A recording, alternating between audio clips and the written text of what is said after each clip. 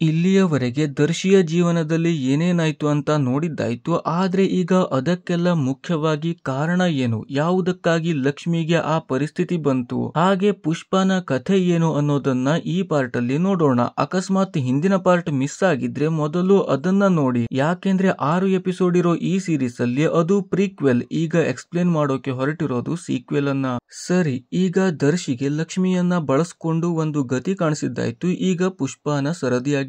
ಅವಳನ್ನ ಕೊಲ್ಲಬೇಕು ಅಂತ ಶಿವಯ್ಯ ಮನೆಯ ಹತ್ತಿರಕ್ಕೆ ಹೋಗಿರ್ತಾನೆ. ಅವಳ ಮುಂದೆನೆ ಕೂತು ತಲೆ ಮೇಲಿಂದ ಪೆಟ್ರೋಲ್ ಅನ್ನ ಸುರಿಸ್ತಾನೆ. ಆದ್ರೂ ಪುಷ್ಪ ಮಾತ್ರ ಯಾವುದಕ್ಕೂ ಹೆದರದೆ ಧೈರ್ಯದಿಂದ ನಗ್ತಾ ಕೂತಿರ್ತಾಳೆ. ಅವಳು ಅಷ್ಟು ಧೈರ್ಯದಿಂದ ಆರಾಮಾಗಿ ಸಾವಿಗೂ ಹೆದರದೆ ನಗ್ತಾ ಕೂತಿರೋದು ಕಂಡು ಶಿವಯ್ಯನಿಗೆ ಆಶ್ಚರ್ಯ ಆಗತ್ತೆ. ಹಾಗಾಗಿ ಕೊಲ್ಲುವ ಯೋಚನೆಯನ್ನ ಕೈ ಬಿಟ್ಟು ಮತ್ತೆ ಯಾವಾಗನ ಹಾಗೆ ಅವಳನ್ನ ಬಳಸ್ಕೊಳ್ತಾನೆ. ಇಷ್ಟು ದಿನ ಪುಷ್ಪ ಶಿವಯ್ಯನಿಗಂತಾನೆ ಬಂದವಳು ಆಗಿರ್ತಾಳೆ. ದುಡ್ಡಿಗಾಗಿ ಅವನಿಗೆ ಸುಖವನ್ನ ಕೊಡ್ತಾ ಇರ್ತಾಳೆ. ಆದ್ರೆ ಈಗ ನಿಜವಾಗಿ ದರ್ಶಿಯನ್ನ ಪ್ರೀತಿ ಮಾಡಿ ಅವನಿಗೆ ಮಾತ್ರ ಸೇರಿದವಳು ಅನ್ನೋ ನಿರ್ಧಾರದಲ್ಲಿ ಇರ್ತಾಳೆ. ಹಾಗಾಗಿ ಈಗ ಶಿವಯ್ಯ ಅವಳಿಗೆ ಫೋರ್ಸ್ ಮಾಡಿದ್ರಿಂದ ತುಂಬಾನೇ ಹಿಂಸೆ ಆಗತ್ತೆ. ಇನ್ನು ಲಕ್ಷ್ಮಿ ತಾನು ಮನೆ ಕೆಲಸ ಮಾಡ್ತಿದ್ದ ಯಜಮಾನಿಯ ಮಗನಿಗೆ ಹಿಂದೂ ಮುಂದೂ ನೋಡ್ದೆ ಕೆನ್ನೆ ಮೇಲೆ ಬಾರಿಸ್ತಾಳೆ. ನಂತರ ಏನೂ ಮಾತಾಡದೆ ಮನೆಗ್ ಬರ್ತಾಳೆ. ಅಲ್ಲಿ ನೋಡಿದ್ರೆ ಅವಳ ಗಂಡ ದರ್ಶಿ ಕುಡಿತವನ್ನ ಶುರು ಮಾಡಿರ್ತಾನೆ. ಪುಷ್ಪನ ನೆನಪಾದಾಗಂತೂ ಕುಡಿತ ಮಿತಿ ಮೀರಿ ಹೋಗ್ತಾ ಇರತ್ತೆ. ಲಕ್ಷ್ಮಿಯ ಅಕ್ಕಪಕ್ಕದ ಮನೆಯವರನ್ನ ನೋಡಿದ್ರೆ ತುಂಬಾ ಕಾಳಜಿ ಇರುವವರಂತೆ, ಎಲ್ಲ ಹೀಗೆ ನಡೆಯುತ್ತೆ ಅಂತ ಮೊದಲೇ ಗೊತ್ತಿದ್ದವರಂತೆ ಮಾತಾಡ್ತಾರೆ.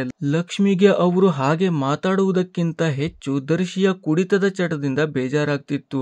ಒಂದಿನ ಅಂತೂ ರಾತ್ರಿ ಆದ್ರೂ ಮನೆಗೆ ಹೋಗದೆ ದರ್ಶಿ ಕುಡಿತಾನೆ ಇರ್ತಾನೆ. ಅವನ ಸ್ಥಿತಿಯನ್ನ ನೋಡಿ ಅಲ್ಲಿದ್ದವರೇ ಹೋಗೋಕೆ ಒತ್ತಾಯ ಮಾಡ್ತಾ ಇರ್ತಾರೆ. ಆದ್ರೂ ದರ್ಶಿ ಹೋಗದೆ ಕುಡಿತಾನೆ ಇರ್ತಾನೆ. ಆಗ ಅಲ್ಲಿಗೆ ಸೂರಿ ಬಾಬು ಗ್ಯಾಂಗ್ ನ ಸಮೇತ ಬರ್ತಾನೆ. ಅವರಿಗೆ ದರ್ಶಿಯನ್ನ ನೋಡಿ ಕಿಚಾಯಿಸಬೇಕು ಅಂತ ಅನ್ಸಿರತ್ತೆ. ಹಾಗಾಗಿ ಹುಟ್ಟುಗುಣದಂತೆ ಸೀದಾ ಅವನ ಹೆಂಡತಿ ಲಕ್ಷ್ಮಿ ಬಗ್ಗೆನೆ ಮಾತಾಡ್ತಾರೆ. ದರ್ಶಿಯ ಹೆಂಡತಿ ತುಂಬಾನೇ ಸುಂದರವಾಗಿದ್ದಾಳೆ. ಒಂದಲ್ಲ ಒಂದಿನ ಅವಳನ್ನ ಪಡ್ಕೊಳ್ತೀನಿ ಅಂತ ಒಬ್ಬ ಹೇಳಿದ್ರೆ, ಇವತ್ತು ಇವನನ್ನ ನೋಡಿದ್ರೆ ಎದ್ದು ಬರೋಕೂ ಆಗ್ತಾ ಇಲ್ಲ, ಇವತ್ ರಾತ್ರಿನೇ ಅವಳ ಮನೆಗೆ ಹೋಗ್ಬಹುದು ಅಂತ ಮತ್ತೊಬ್ಬ ಹೇಳ್ತಾನೆ. ಆಗ ಸೂರಿ ಬಾಬು ಹೇಳ್ತಾನೆ, ಇವನು ಇಲ್ದೇ ಇರುವಾಗ ಹೋಗೋದಲ್ಲ, ಇವನನ್ನ ಪಕ್ಕದಲ್ಲೇ ಇಟ್ಕೊಂಡು ಹೋಗ್ಬೇಕು ಅಂತ. ಇದೆಲ್ಲ ಕೇಳ್ತಿದ್ದ ದರ್ಶಿ ನಿನ್ನನ್ನ ಕೊಂದೇ ಹಾಕ್ತೀನಿ ಅಂತ ಕೋಪದಲ್ಲಿ ಸೂರಿ ಬಾಬುಗೆ ಹೇಳ್ತಾನೆ. ಅದಕ್ಕೆ ಸೂರಿ ಬಾಬು ಕೆಟ್ಟ ಮಾತಿಂದ ದರ್ಶಿಯನ್ನ ಬೈತಾನೆ. ಆಗ ದರ್ಶಿಗೆ ತುಂಬಾನೇ ಕೋಪ ಬರುತ್ತೆ. ಸೂರಿ ಬಾಬುಗೆ ಹೊಡೆಯೋಕಂತ ಹೋಗ್ತಾನೆ. ಆದ್ರೆ ದೇಹ ನಿಂತಲ್ಲಿ ನಿಲ್ಲುವಷ್ಟು ಕಂಟ್ರೋಲ್ ಅಲ್ಲಿ ಇರ್ಲೇ ಇಲ್ಲ. ಹಾಗಾಗಿ ಅವರ ಕೈಯಲ್ಲೇ ಚೆನ್ನಾಗಿ ಹೊಡ್ತಾ ತಿಂತಾನೆ. ಸೂರಿ ಬಾಬು ಅವನನ್ನ ನೀರಲ್ಲಿ ಮುಳುಗಿಸಿ ಉಸಿರನ್ನ ಕಟ್ಟಿಸ್ತಾನೆ. ಕೊನೆಗೆ ಉಳಿದವರೆಲ್ಲ ಬೇಡ್ಕೊಂಡಾಗ ಅಲ್ಲೇ ಬಿಟ್ಟು ಹೋಗ್ತಾನೆ. ಇಷ್ಟೆಲ್ಲ ಆದ ನಂತರ ಸಿಟ್ಟಿ ಅವನನ್ನ ಮನೆವರೆಗೂ ತರ್ತಾನೆ. ಅಲ್ಲಿ ದರ್ಶಿಯ ಅವಸ್ಥೆ ಕಂಡು ಲಕ್ಷ್ಮಿಗೆ ತುಂಬಾನೇ ದುಃಖ ಆಗತ್ತೆ. ಬರೀ ನೀನೊಬ್ನೇ ಪ್ರೀತಿಯಲ್ಲಿ ಮೋಸ ಹೋದವನಲ್ಲ, ನನಗೂ ಮೋಸ ಆಗಿದೆ ಅಂತ ಹೇಳ್ತಾ ತಲೆ ಚಚ್ಚಿಕೊಂಡು ಅಳ್ತಾಳೆ. ಜೊತೆಗೆ ಅವಳಿಗೆ ಪ್ರೀತಿಯಲ್ಲಿ ಯಾವ ರೀತಿ ಮೋಸ ಆಗಿತ್ತು ಅನ್ನೋದನ್ನ ಹೇಳ್ತಾಳೆ. ಲಕ್ಷ್ಮಿ ಮನೆ ಕೆಲಸಕ್ಕೆ ಹೋಗ್ತಿದ್ದದ್ದಂತೂ ಎಲ್ರಿಗೂ ಗೊತ್ತಿದೆ. ಆದ್ರೆ ಅಲ್ಲಿ ಅವಳ ಮೇಲೆ ಯಜಮಾಂತಿಯ ಮಗನಿಗೆ ಮನಸ್ಸಾಗಿರತ್ತೆ. ಲಕ್ಷ್ಮಿ ಏನೇ ಮಾಡೋಕ್ ಹೋದ್ರು ಅವಳ ಹಿಂದೆನೆ ತಿರುಗಾಡ್ತಾ ಅವಳ ಹತ್ರ ಸಮಯ ಸಿಕ್ಕಾಗ್ಲೆಲ್ಲ ಪ್ರೀತಿಯ ವಿಷಯ ಹೇಳೋಕೆ ಟ್ರೈ ಮಾಡ್ತಾ ಇರ್ತಾನೆ. ಕೊನೆಗೆ ಒಂದ್ಸಲ ಅಂತೂ ಲವ್ ಲೆಟರ್ ಕೊಟ್ಟು ಬಾಯಿಂದಾನು ಪ್ರೀತಿ ಮಾಡ್ತಿರೋ ವಿಚಾರವನ್ನ ಹೇಳ್ತಾನೆ. ಅದಕ್ಕೆ ಹಿಂದೆ ಮುಂದೆ ಯೋಚನೆ ಮಾಡದೆ ಅವಳು ಒಪ್ಕೊಳ್ತಾಳೆ. ಹೀಗೆ ಅವರಿಬ್ಬರ ಪ್ರೇಮ ಪಯಣ ನೆಟ್ಟಗೆ ಸಾಗ್ತಾ ಇರತ್ತೆ. ಇಬ್ರು ಯಾರಿಗೂ ಗೊತ್ತಾಗದ ಹಾಗೆ ಕಾಣದ ಹಾಗೆ ಎಲ್ಲಾ ಕಡೆ ಸುತ್ತಾಡ್ತಾ ಇರ್ತಾರೆ. ಒಂದಿನ ಅಂತೂ ಯಜಮಾಂತಿಯ ಮಗನಿಗೆ ಉಷ್ಣ ನೆತ್ತಿಗೇರಿರತ್ತೆ. ಅವಳನ್ನ ತಗೊಂಡು ಕಬ್ಬಿನ ಗದ್ದೆಗೆ ಬಂದಿರ್ತಾನೆ. ಅಲ್ಲಿ ಇವರಿಬ್ರು ಇನ್ನೇನು ಏಕಾಂತದಲ್ಲಿ ಜಾರ್ಬೇಕು. ಅಷ್ಟರಲ್ಲಿ ಸೂರಿ ಬಾಬು ಬರ್ತಾನೆ. ಅವನ ಹತ್ರ ಕೆಲಸ ಎಲ್ಲ ಮುಗೀತಾ ಅಂತ ಕೇಳ್ತಾ ಅವಳ ಬಗ್ಗೆ ಕೆಟ್ಟದಾಗಿ ಮಾತಾಡ್ತಾನೆ. ಅದಕ್ಕೆ ಲಕ್ಷ್ಮಿ ತಮ್ಮಿಬ್ಬರ ಪ್ರೀತಿ ಪವಿತ್ರವಾದದ್ದು ಅಂತೆಲ್ಲ ಡಿಫೆಂಡ್ ಮಾಡ್ಕೊಳ್ತಾ ಇರ್ತಾಳೆ. ಆದ್ರೆ ಅಷ್ಟರಲ್ಲಿ ಯಜಮಾಂತಿಯ ಮಗ ಬಂದ್ ಕೆಲಸ ಆಯ್ತು ಅಂತ ಹೊರಟು ಬಿಡ್ತಾನೆ. ಅಂದ್ರೆ ಆ ಮಗ ಅವಳನ್ನ ಬಳಸಿಕೊಳ್ಳುವ ಉದ್ದೇಶವನ್ನ ಮಾತ್ರ ಇಟ್ಕೊಂಡಿರ್ತಾನೆ. ಇದು ಕೂಡ ಸೂರಿ ಬಾಬುದೇ ಪ್ಲಾನ್ ಆಗಿರುತ್ತೆ. ಹಾಗಾಗಿ ಯೋಗ್ಯತೆ ಮೀರಿ ಪ್ರೀತಿ ಮಾಡ್ತೀಯ ಅಂತ ಕೇಳ್ತಾ ಲಕ್ಷ್ಮಿಯ ಕಪಾಳಕ್ಕೆ ಬಾರಿಸ್ತಾನೆ. ನಂತರ ಅವಳನ್ನ ಎಳ್ಕೊಂಡು ಹೋಗಿ ಊರಿನ ಜನರ ಮುಂದೆ ನಿಲ್ಲಿಸಿ ನಡತೆಗೆಟ್ಟವಳು ಅನ್ನೋ ಪಟ್ಟ ಕಟ್ತಾನೆ. ಆಗಲೇ ಶಿವಯ್ಯ ದರ್ಶಿಗೆ ತಾಳಿ ಕಟ್ಟೋಕೆ ಹೇಳಿದ್ದಾಗಿತ್ತು. ಇಷ್ಟೆಲ್ಲ ಆಗಿದ್ದಕ್ಕೆ ಅವಳಿಗೆ ಬೇಜಾರಾಗಿರ್ಲಿಲ್ಲ. ಬದಲಿಗೆ ಪ್ರೀತಿಯ ವಿಷಯದಲ್ಲಿ ಅವಳ ಯೋಗ್ಯತೆಯ ಪ್ರಶ್ನೆ ಬಂದಿದ್ದಕ್ಕೆ ಬೇಜಾರಾಗಿತ್ತು. ಹಾಗಂತ ಆತ್ಮಹತ್ಯೆ ಮಾಡೋಕ್ ಹೋದ್ರು ಯಾರೂ ಕೇಳ್ತಾ ಇರ್ಲಿಲ್ಲ. ನೀಚರು ಆರಾಮಾಗಿದ್ದು ಅಮಾಯಕರು ಸತ್ತಂತೆ ಆಗ್ತಿತ್ತು ಅನ್ನೋದು ಅವಳ ಯೋಚನೆ ಆಗಿತ್ತು. ಹಂಗೆ ಇಂತಹ ಘಟನೆಗಳನ್ನ ಮರೆತು ಗಟ್ಟಿ ಮನಸ್ಸಿನಿಂದ ಜೀವನ ಮಾಡ್ಬೇಕು ಅಂತ ಹೇಳ್ತಾಳೆ. ಅವಳ ಈ ಧೈರ್ಯ ತುಂಬೋ ಮಾತುಗಳಿಂದ ದರ್ಶಿ ಬದಲಾಗ್ತಾನೆ. ಕುಡಿತವನ್ನ ಬಿಡ್ತಾನೆ. ಗಂಡ ಸರಿ ಹೋಗಿದ್ದಕ್ಕೆ ಅವಳಿಗೆ ತುಂಬಾನೇ ಖುಷಿಯಾಗತ್ತೆ. ಕುಡಿಯದೆ ಬಂದ್ರೆ ದಿನಾನು ಹಬ್ಬನೇ ಇರತ್ತೆ ಅಂತೆಲ್ಲ ಹೇಳ್ತಾಳೆ. ಇನ್ನು ದರ್ಶಿಗೆ ಮತ್ತೆ ಪುಷ್ಪನ ಭೇಟಿಯಾಗಿ ಮಾತಾಡ್ಬೇಕು ಅಂತ ಅನ್ಸಿರತ್ತೆ. ರಾತ್ರಿಯ ಹೊತ್ತಿಗೆ ಅವಳನ್ನ ಒಂದು ಜಾಗಕ್ಕೆ ಬರೋದಿಕ್ಕಂತ ಹೇಳಿ ಕಾಯ್ತಾ ಇರ್ತಾನೆ. ಆದ್ರೆ ಪುಷ್ಪ ಹೊರಟಾಗಲೇ ಅಲ್ಲಿಗೆ ಶಿವಯ್ಯ ಬರ್ತಾನೆ. ಅದೇ ಇಲ್ಲಿ ಕಾಯ್ತಿದ್ದ ದರ್ಶಿಗೆ ಯಾವುದು ಹೆಣ್ಣು ಮಗಳು ಒದ್ದಾಡ್ತಾ ಇರೋ ಸೌಂಡ್ ಕೇಳಿಸತ್ತೆ. ಹೋಗಿ ನೋಡಿದ್ರೆ ಅವಳ ಮೇಲೆ ಮುಸುಕು ಹಾಕಿದ ಅಪರಿಚಿತನಿಂದ ಬಲಾತ್ಕಾರ ಆಗ್ತಿರತ್ತೆ. ದರ್ಶಿ ತಡೆಯೋಕ್ ನೋಡಿದಾಗ ಮತ್ತಿಬ್ರು ಎಲ್ಲಿಂದಲೋ ಬಂದು ಅಟ್ಯಾಕ್ ಮಾಡ್ತಾರೆ. ದರ್ಶಿ ಅವರಿಗೆ ಹೊಡಿತಾ ಇದ್ರೆ ಮುಸುಕು ಹಾಕದವನು ಆ ಹುಡುಗಿಗೆ ಚಾಕುವಿನಿಂದ ಚುಚ್ಚಿ ಬಿಡ್ತಾನೆ. ದರ್ಶಿ ಕೊನೆಗೂ ಬಿಡಲ್ಲ, ಆ ಮುಸುಕುಧಾರಿಯ ಬಲಗೈಯನ್ನೇ ಕತ್ತರಿಸಿ ಬಿಡ್ತಾನೆ. ಆದ್ರೆ ಆಗ ದರ್ಶಿಯ ತಲೆಗೂ ಹೊಡಿತಾರೆ, ಪ್ರಜ್ಞೆ ತಪ್ಪಿ ಹೋಗುತ್ತೆ. ಮಾರನೇ ದಿನ ನೋಡಿದ್ರೆ ನಿನ್ನೆ ರಾತ್ರಿ ನಡೆದಿದ್ದೇ ಸುಳ್ಳು ಅನ್ನೋ ಹಾಗೆ ಸೀನ್ ಕ್ರಿಯೇಟ್ ಮಾಡಿರ್ತಾರೆ. ದರ್ಶಿಯನ್ನ ಅದೇ ಸತ್ತೋಗಿರೋ ಹುಡುಗಿಯ ಪಕ್ಕದಲ್ಲಿ ಮಲಗಿಸಿ ಕೈಯಲ್ಲಿ ಕೊಡಲಿ ಹಾಗೂ ಬಾಟಲ್ ಅನ್ನ ಇಟ್ಟಿರ್ತಾರೆ. ಕುಡ್ದ ಮತ್ತಲ್ಲಿ ಈ ಕೊಲೆಯನ್ನ ದರ್ಶಿನೇ ಮಾಡಿದ್ದು ಅನ್ನೋ ಹಾಗೆ ಎಲ್ಲರನ್ನ ನಂಬಿಸ್ತಾರೆ. ಪೊಲೀಸರು ಬಂದು ದರ್ಶಿಯನ್ನ ಅರೆಸ್ಟ್ ಮಾಡ್ಕೊಂಡು ಹೋಗ್ತಾರೆ. ಆದ್ರೆ ಎಲ್ಲವನ್ನ ನೋಡ್ತಿದ್ದ ಶಿವಯ್ಯ ಮಾತ್ರ ಏನು ಹೇಳ್ದೆ ಸುಮ್ಮನಿರ್ತಾನೆ. ಇದೇ ಟೈಮಲ್ಲಿ ಲಕ್ಷ್ಮಿ ಪ್ರೆಗ್ನೆಂಟ್ ಆಗಿರ್ತಾಳೆ. ಲಕ್ಷ್ಮಿಯ ಪೂರ್ತಿ ಜವಾಬ್ದಾರಿಯನ್ನ ಸಿಟ್ಟಿ ಕೈಗೆ ಕೊಟ್ಟು ದರ್ಶಿ ಜೈಲು ಸೇರ್ತಾನೆ. ಇದೆಲ್ಲ ನೋಡ್ತಾ ಇದ್ದ ಪುಷ್ಪಾಗೆ ಶಿವಯ್ಯನ ಮೇಲೆ ತುಂಬಾನೇ ಕೋಪ ಬಂದಿರತ್ತೆ. ಅವನನ್ನ ಕೊಲ್ಲಲೇಬೇಕು ಅನ್ನೋ ನಿರ್ಧಾರಕ್ಕೆ ಬಂದಿರ್ತಾಳೆ. ರಾತ್ರಿ ಬಾಗಿಲು ಬಡ್ದಾಗ ಕತ್ತಿಯನ್ನ ಹಿಡ್ಕೊಂಡು ಬಾಗಿಲನ್ನ ತೆಗಿತಾಳೆ. ಆದ್ರೆ ಬಂದಿದ್ದು ಪೊಲೀಸ್ ಇನ್ಸ್ಪೆಕ್ಟರ್ ಆಗಿರ್ತಾನೆ. ಅವನು ಒಂದು ಅಡಲ್ಟ್ ಸ್ಟೋರಿ ಬುಕ್ ಅನ್ನ ಅವಳ ಕೈಗೆ ಕೊಟ್ಟು ಅಲ್ಲಿಂದ ಹೋಗ್ತಾನೆ. ದರ್ಶಿ ಜೈಲು ಸೇರಿದ್ರೆ ಅಲ್ಲಿ ಊರಲ್ಲಿದ್ದ ಲಕ್ಷ್ಮಿಗೆ ಅಕ್ಕಪಕ್ಕದವರು ಯಾರು ನೆಮ್ಮದಿಯನ್ನೇ ಕೊಡ್ತಾ ಇರ್ಲಿಲ್ಲ. ಅವಳ ಮನಸ್ಸಿಗೆ ನೋವಾಗೋ ಹಾಗೆ ಮಾತಾಡ್ತಾ ಇರ್ತಾರೆ. ಇಂಥವರಿಂದೆಲ್ಲ ದೂರ ಇರ್ಬೇಕು ಅಂತ ಅವಳಿಗೆ ಅನ್ನಿಸಿ ಊರ ಹೊರಗೆ ಇರೋ ಒಂದು ಮನೆಯಲ್ಲಿ ಜೀವನವನ್ನ ಶುರು ಮಾಡ್ತಾಳೆ. ಅದಾದ ನಂತರ ಅವಳಿಗೆ ಸಿರಿ ಹುಟ್ಟುತ್ತಾಳೆ. ಸುಮಾರು 7 ವರ್ಷ ಕಳೆದಿರತ್ತೆ. ದರ್ಶಿ ಜೈಲಿಂದ ಬಿಡುಗಡೆ ಆಗಿ ಮನೆಗೆ ಬಂದಿರ್ತಾನೆ. ಇಷ್ಟು ವರ್ಷ ಅವನನ್ನ ನೋಡದೇ ಇದ್ದಿದ್ದಕ್ಕೆ ಅವನು ಯಾರಂತಾನೆ ಸಿರಿಗೆ ಗುರುತು ಸಿಗಲ್ಲ. ಅದೇ ಲಕ್ಷ್ಮಿಗೆ ಗಂಡ ಮತ್ತೆ ವಾಪಸ್ ಬಂದಿದ್ದು ತುಂಬಾನೇ ಖುಷಿಯಾಗಿರತ್ತೆ. ಆದ್ರೆ ಬಂದಿದ್ದ ಗಂಡನ ಬೆನ್ನಿಗೆ ಒಂದು ಗಾಯ ಆಗಿರತ್ತೆ. ಅದು ಹೇಗಾಯ್ತು ಅಂತ ಲಕ್ಷ್ಮಿ ಚಿಂತೆ ಮಾಡಿದಾಗ ಬಸ್ಸಿಂದ ಇಳಿಬೇಕಾದ್ರೆ ಆಗಿದ್ದು ಅಂತ ದರ್ಶಿ ಹೇಳ್ತಾನೆ. ನಿಜವಾಗಿ ನಡೆದಿದ್ದೇನಾಗಿತ್ತಂದ್ರೆ ಅವನು ಬರ್ತಿರುವಾಗ ಅದೇ ಮುಸುಕುಧಾರಿ ಅವನ ಮೇಲೆ ಅಟ್ಯಾಕ್ ಮಾಡಿರ್ತಾನೆ. ಇನ್ನು ದರ್ಶಿಯನ್ನ ಭೇಟಿ ಆಗೋಕೆ ಸಿಟ್ಟಿ ಬಂದಿರ್ತಾನೆ. ಆಗ ದರ್ಶಿ ಊರಿಗೆ ಕಾಲಿಟ್ಟಾಗ ನನ್ನ ಮೇಲೆ ಮರ್ಡರ್ ಅಟೆಂಪ್ಟ್ ಆಯ್ತು, ಆ ದಿನ ಅವಳನ್ನ ಕೊಂದವರೇ ಇವತ್ತು ನನ್ನ ಮೇಲೂ ಅಟ್ಯಾಕ್ ಮಾಡಿದ್ರು ಅಂತ ಹೇಳ್ತಾನೆ.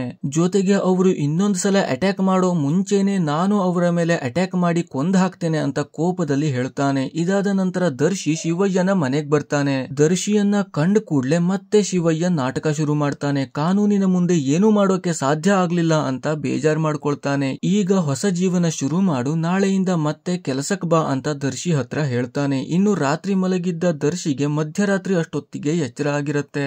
ಆದ್ರೆ ಪಕ್ಕದಲ್ಲೇ ಮಲಗಿದ್ದ ಸಿರಿ ಇರೋದೇ ಇಲ್ಲ. ದರ್ಶಿಗೆ ಗಾಬರಿ ಆಗತ್ತೆ. ಆಗಿಂದಾಗಲೇ ಸಿರಿಯನ್ನ ಹುಡುಕ್ತಾ ಹೋಗ್ತಾನೆ. ಮತ್ತೊಂದು ಕಡೆಯಿಂದ ಸಿಟ್ಟಿ ಕೂಡ ಹುಡುಕ್ತಾ ಹೋಗ್ತಾನೆ. ಹಾಗೆ ಹುಡುಕ್ತಾ ಹೋದಾಗ ಸಿಟ್ಟಿಗೆ ದರ್ಶಿ ಹೇಳಿರೋ ಹಾಗೇನೆ ಕಂಬಳಿ ಹೊದ್ಕೊಂಡು ಹೋಗ್ತಿದ್ದ ಸೂರಿ ಬಾಬು ಕಾಣಿಸ್ತಾನೆ. ಅವನು ಸೀದಾ ಶಿವಯ್ಯನ ಮನೆಯ ಹಿಂದ್ಗಡೆ ಹೋಗಿರ್ತಾನೆ. ಅವನನ್ನ ಫಾಲೋ ಮಾಡ್ಕೊಂಡು ಸಿಟ್ಟಿ ಕೂಡ ಹೋಗ್ತಾನೆ. ಅಲ್ಲಿ ಸೂರಿ ಬಾಬು ಶಿವಯ್ಯನ ಹತ್ರ ಏನೋ ಮಾತಾಡ್ಕೊಂಡು ವಾಪಸ್ ಹೋಗ್ತಾನೆ. ಇದಾದ ನಂತರ ಶಿವಯ್ಯ ಬೇಡದೆ ಇರೋ ವಸ್ತುಗಳನ್ನ ತುಂಬಿಟ್ಟಿದ್ದ ಕೋಣೆಗೆ ಹೋಗ್ತಾನೆ. ಅಲ್ಲಿ ನೋಡಿದ್ರೆ ಒಬ್ಬಳು ಪುಟ್ಟ ಹುಡುಗಿ ಕೂಡ ಇರ್ತಾಳೆ. ಅವಳು ಮತ್ಯಾರು ಅಲ್ಲ, ಸೀರೀಸ್ ನ ಸ್ಟಾರ್ಟಿಂಗ್ ಅಲ್ಲಿ ನೀರಿಗೆ ಹಾರಿದ್ದ ಹುಡುಗಿನೇ ಆಗಿರ್ತಾಳೆ. ಅವಳನ್ನ ಎದುರಿಗೆ ನಿಲ್ಲಿಸ್ಕೊಂಡು ಇವನು ಅಡಲ್ಟ್ ಸ್ಟೋರಿಗಳನ್ನ ಓದ್ತಾ ಹೋಗ್ತಾನೆ. ಹಾಗೇನೆ ಸ್ಟೋರಿಯಲ್ಲಿ ಯಾವ್ಯಾವ ಸೀನ್ಗಳು ಬರುತ್ತೋ ಅದರಂತೆನೆ ಮಾಡೋಕೆ ಆ ಹುಡುಗಿಗೆ ಫೋರ್ಸ್ ಮಾಡ್ತಾನೆ. ಅವಳು ಬಿಟ್ಟು ಬಿಡೋಕೆ ಎಷ್ಟೇ ಬೇಡ್ಕೊಂಡ್ರು ಬಿಡೋದೇ ಇಲ್ಲ. ಇದೆಲ್ಲವನ್ನ ಸಿಟ್ಟಿ ಕಿಟಕಿಯಿಂದ ನೋಡ್ತಾ ಇರ್ತಾನೆ. ಅವನಿಗೂ ಅಷ್ಟೇ ಭಯ ಆಗಿರತ್ತೆ. ಅದೇ ಭಯದಲ್ಲಿ ನಡುಗಿ ಪಾತ್ರೆಯೆಲ್ಲ ಸದ್ದು ಮಾಡಿ ಸಿಕ್ಕಾಕೊಂಡ್ ಬಿಡ್ತಾನೆ. ಹೀಗೆ ಸಿಕ್ಕದ ಮೇಲೆ ಕೇಳೋ ಕೆಲಸನೇ ಇಲ್ಲ. ಶಿವಯ್ಯ ಇಷ್ಟು ದಿನ ತನ್ನ ಕಳ್ಳಾಟ ನೋಡಿದವರಿಗೆ ಏನನ್ನ ಮಾಡ್ತಿದ್ನೋ ಅದನ್ನೇ ಇವನಿಗೂ ಮಾಡ್ತಾನೆ. ಅಂದ್ರೆ ಸಿಟ್ಟಿಯನ್ನ ಕೊಂದು ಅವನ ಮನೆಯ ಅಂಗಳದಲ್ಲೇ ಹೂತಾಕ್ತಾನೆ. ಮೇಲಿಂದ ಒಂದು ಗುಲಾಬಿ ಗಿಡವನ್ನು ನೆಡ್ತಾನೆ. ಅಲ್ಲಿರೋ ಗುಲಾಬಿ ಗಿಡಗಳನ್ನ ನೋಡಿದ್ರೆ ಗೊತ್ತಾಗತ್ತೆ ಇಲ್ಲಿಯವರೆಗೆ ಎಷ್ಟು ಹೆಣಗಳು ಬಿದ್ದಿವೆ ಅಂತ. ಇನ್ನು ದರ್ಶಿ ಸಿರಿಯನ್ನ ಹುಡುಕಿ ಹುಡುಕಿ ಸಾಕಾಗಿ ಒಂದು ಕಡೆ ಕೂತಿರ್ತಾನೆ. ಆಗ ಇದೇ ಹುಡುಗಿ ಬಂದು ನೀರಿಗೆ ಹಾರ್ಬಿಡ್ತಾಳೆ. ಅವಳನ್ನ ನೋಡ್ತಾ ಇದ್ದ ದರ್ಶಿ ಹೋಗಿ ಕಾಪಾಡ್ತಾನೆ. ಸಾಯೋಕೆ ಅವಕಾಶ ಕೊಡಲ್ಲ. ಆಮೇಲೆ ಅವಳಿಗೆ ಸಮಾಧಾನ ಮಾಡಿ ಏನಾಯ್ತು ಅಂತ ಕೇಳಿದಾಗ ಅವಳು ಶಿವಯ್ಯನ ಬಗ್ಗೆ, ಅವನ ಕೆಟ್ಟ ಮನಸ್ಥಿತಿಯ ಬಗ್ಗೆ ಯಾರಿಗೂ ಗೊತ್ತಿರದಂತಹ ಸತ್ಯಗಳನ್ನ ಹೇಳ್ತಾಳೆ. ಆ ಹುಡುಗಿ ಹೇಳ್ತಾಳೆ, ಶಿವಯ್ಯ ಒಬ್ಬ ಒಳ್ಳೆಯ ವ್ಯಕ್ತಿ ಹಾಗೆ ನಾಟಕ ಮಾಡ್ಕೊಂಡು ಬದುಕ್ತಾ ಇದ್ದಾನೆ. ನಿಜವಾಗಿ ಅವನೊಬ್ಬ ಹೆಣ್ಣುಬಾಕ. ಯಾವುದೇ ವಯಸ್ಸಿನವರು ಆಗ್ಲಿ ನಮ್ಮ ಊರಲ್ಲಿ ಪ್ರತಿಯೊಂದು ಹೆಣ್ಣು ಸಾಯೋಕು ಅವನೇ ಕಾರಣ. ಅವನಿಗೆ ಹೇಗ್ ಬೇಕೋ ಹಾಗೆ ಬಳಸ್ಕೊಂಡು ನಂತರ ಮುಸುಕು ಹಾಕಿ ಹಾಕೊಂಡಿರೋ ರಾಕ್ಷಸನ ಕೈಗೆ ಎಲ್ಲಾ ಹೆಣ್ಣು ಮಕ್ಕಳನ್ನ ಒಪ್ಪಿಸ್ಬಿಡ್ತಾನೆ. ಅವನಿಗೆ ವಯಸ್ಸು ಸಂಬಂಧ ಇಲ್ಲ, ಹೆಣ್ಣು ಆದ್ರೆ ಆಯ್ತು ಅಂತ ಹೇಳ್ತಾಳೆ. ಆಗ ದರ್ಶಿಗೆ ಏನೋ ನೆನಪಾಗತ್ತೆ. ಅವಳನ್ನ ತಗೊಂಡು ಒಂದು ಜಾಗಕ್ಕೆ ಬರ್ತಾನೆ. ಅವನು ಬಂದಿದ್ದು ಸೂರಿಬಾಬು ಇದ್ದಲಿಗೆ ಆಗಿತ್ತು. ಅಲ್ಲೇ ಸಿರಿ ಕೂಡ ಇರ್ತಾಳೆ. ಇಷ್ಟು ದಿನ ಮುಸುಕು ಹಾಕೊಂಡು ಕೊಲೆ ಮಾಡ್ತಿದ್ದದ್ದು ಸೂರಿಬಾಬುನೇ ಆಗಿರ್ತಾನೆ. ಅದಕ್ಕೆ ಪ್ರೂಫ್ ಅಂತ ಆ ದಿನ ದರ್ಶಿ ಕಡಿದು ಹಾಕಿದ್ದ ಕೈ ಆಗಿತ್ತು. ಸೂರಿಬಾಬುಗೆ ಬಲಗೈ ಇರೋದೇ ಇಲ್ಲ. ಅಲ್ಲಿ ಇಬ್ಬರಿಗೂ ಚೆನ್ನಾಗಿ ಜಗಳ ಹೊಡೆದಾಟ ಎಲ್ಲ ಆಗತ್ತೆ. ಕೊನೆಗೆ ದರ್ಶಿ ಸೂರಿಬಾಬುನ ತಲೆಗೆ ಹೊಡೆದು ನೆಲಕ್ಕೆ ಬೀಳಿಸಿ ಬಿಡ್ತಾನೆ. ಇಷ್ಟೆಲ್ಲ ಆಗಿ ಶಿವಯ್ಯ ಒಬ್ಬ ಕೆಟ್ಟ ಮನುಷ್ಯ ಅಂತ ಗೊತ್ತಾದ ಮೇಲಿಂದ ದರ್ಶಿಗೆ ಸಮಾಧಾನನೇ ಇರಲ್ಲ. ಇಷ್ಟೊಂದು ಹೆಣ್ಮಕ್ಳ ಜೀವ ತೆಗೆದವನನ್ನ ತಾನೇ ಕೊಲ್ಲಬೇಕು ಅಂತ ಪ್ರತಿಯೊಂದು ಕ್ಷಣದಲ್ಲೂ ಯೋಚನೆ ಮಾಡ್ತಾ ಇರ್ತಾನೆ. ಆ ದಿನ ಪುಷ್ಪನ ಮನೆಗೆ ಹೋದಾಗ್ಲೂ ಪುಷ್ಪ ಇದನ್ನೇ ದರ್ಶಿ ಹತ್ರಾನು ಹೇಳ್ತಾಳೆ. ಅಂತ ರಾಕ್ಷಸನನ್ನ ಎದುರು ಹಾಕೊಳ್ಳೋದ್ ಬೇಡ, ನೀನು ಹೆಂಡತಿ ಮಗಳನ್ನ ತಗೊಂಡು ಊರು ಬಿಟ್ಟು ಬೇರೆ ಎಲ್ಲಾದ್ರೂ ಹೋಗು, ನಾನು ಊರು ಬಿಡ್ತೇನೆ ಅಂತ ಹೇಳ್ತಾಳೆ. ಆದ್ರೆ ದರ್ಶಿ ಅವಳ ಮಾತನ್ನ ಕೇಳಲ್ಲ. ನಿಜ ಗೊತ್ತಿರೋ ನಾನೊಬ್ಬ ಹೋಗ್ಬಿಟ್ರೆ ಇನ್ನೂ ಈ ಊರಲ್ಲಿ ಹೆಣ್ಣು ಮಕ್ಕಳು ಸಾಯ್ತಾನೆ ಇರ್ತಾರೆ. ಅದಕ್ಕೆಲ್ಲ ಕೊನೆ ಅಂದ್ರೆ ಶಿವಯ್ಯನ ಕಥೆ ಮುಗಿಸ್ಬೇಕು ಅಂತ ಹೇಳ್ತಾನೆ. ಪುಷ್ಪ ಎಷ್ಟೇ ಬೇಡ ಅಂದ್ರೂ ದರ್ಶಿ ಕೇಳೋದೇ ಇಲ್ಲ. ಇದಾದ ನಂತರ ಶಿವಯ್ಯ ಇದ್ದಲ್ಲಿ ಒಂದು ಮೂಟೆ ಎತ್ಕೊಂಡು ಕೈಯಲ್ಲಿ ಕತ್ತಿ ಹಿಡ್ಕೊಂಡು ಹೋಗ್ತಾನೆ. ಆ ಮೂಟೆಯಲ್ಲಿ ಸೂರಿಬಾಬು ಇರ್ತಾನೆ. ಶಿವಯ್ಯನ ಎದುರುಗಡೆನೆ ಸೂರಿಬಾಬುನ ಕತ್ತನ್ನ ಕೊಯ್ದು ಕೊಂದಾಕ್ತಾನೆ.